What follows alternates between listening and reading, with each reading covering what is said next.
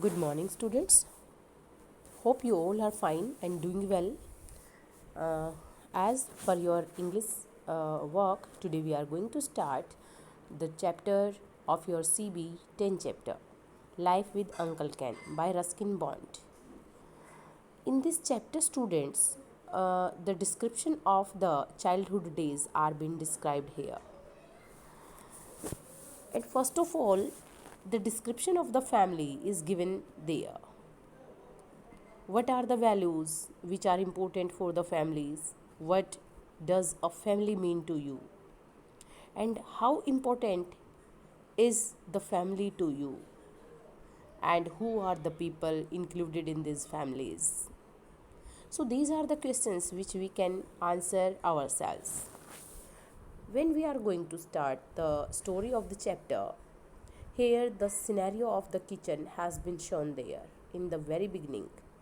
And the kitchen, as kitchens went, it wasn't all that big. It wasn't as big as the bedroom or the living room. Means the kitchen is of not of the bedroom size. It was big enough, and there was pantry also next to it.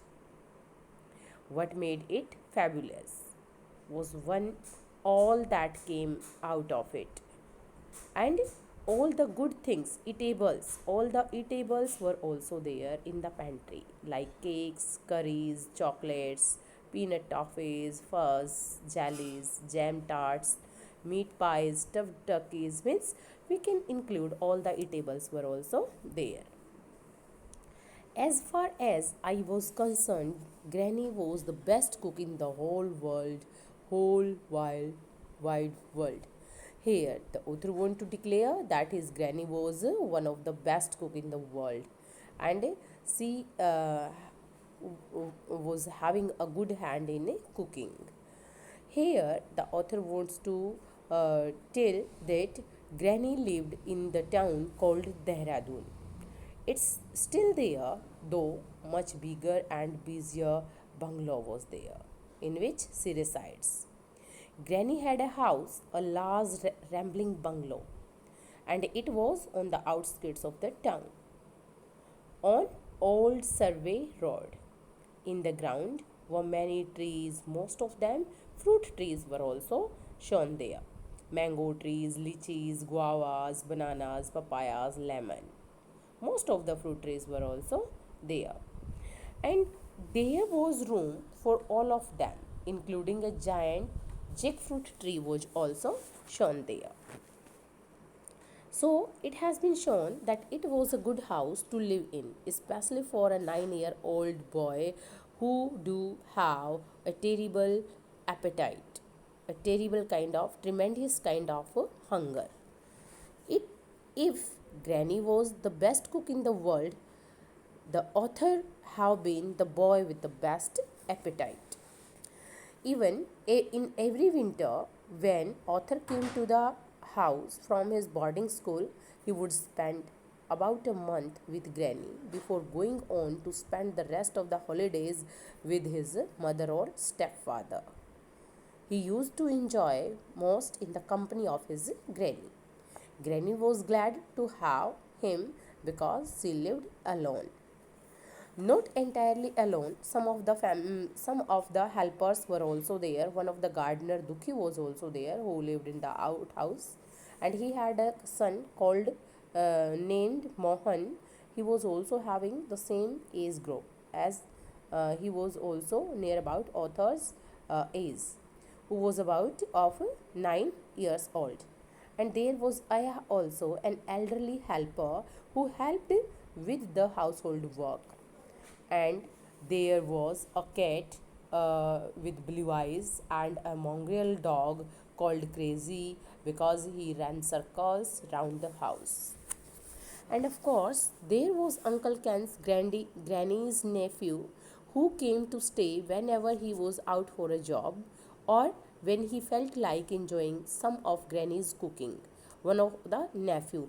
That means he was Uncle Ken. Uncle Ken was also fond of Granny's dishes, and he visited Granny to taste to taste the favorite or fabulous dishes made by Granny. Uncle Ken appreciated Granny's efforts, a good cook, like how a boy to feed, and because the boys are daring and ready to try the most unusual dishes. And Granny tried new recipes later on, and she would wait for the reactions of the author. And after that, she made the dish again, and when she tried it out on others.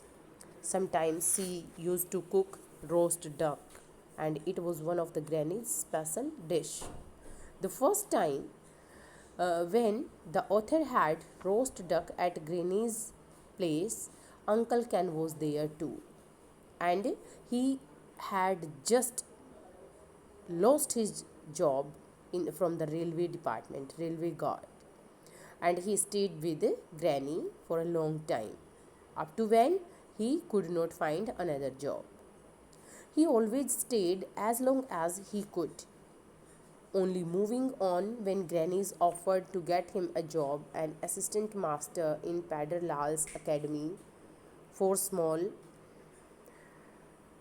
times, and he was nervous too, as only one of the author and Granny was also there to protect Uncle Ken. Uncle Ken had a tremendous appetite too, and ate just as much as I did. Means, as much as the author did. He never praised Granny's dishes, and I think this is why I was annoyed with him at times, and why sometimes I enjoyed making him feel nervous. Uncle Ken looked down at the roast duck. His glasses slipped down to the edge of his nose. Duck again, Aunt Ellen. What do you mean, duck again? You haven't had duck since you were here from the last month. And that was the argument on the duck with Granny.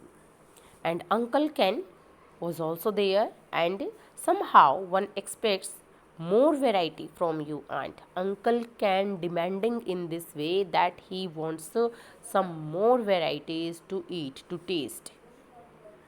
All the same, he took two large helping and ate most of the stuffing before I could get it. Means sometimes at their dining table also, the author and uncle can have the different kind of choices, but aunt only the granny was there to cook for both of them.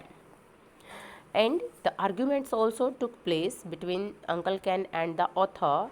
Uncle Ken asked when he is going with his mother to live, and here on the other hand, author also asked Uncle Ken when he is going to join his next job.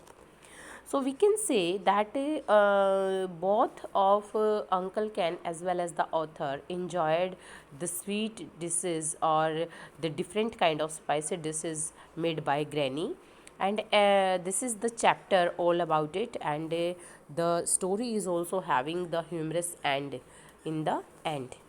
And at least crazy runs round the house, and there was the arguments between the two, but the story of this chapter is having a humorous and in a jolly way. So that is the story up to here. I hope you will read this chapter once more, and try to find out the difficult word also, and I hope you all have enjoyed this story. Thank you. Have a nice day. Goodbye.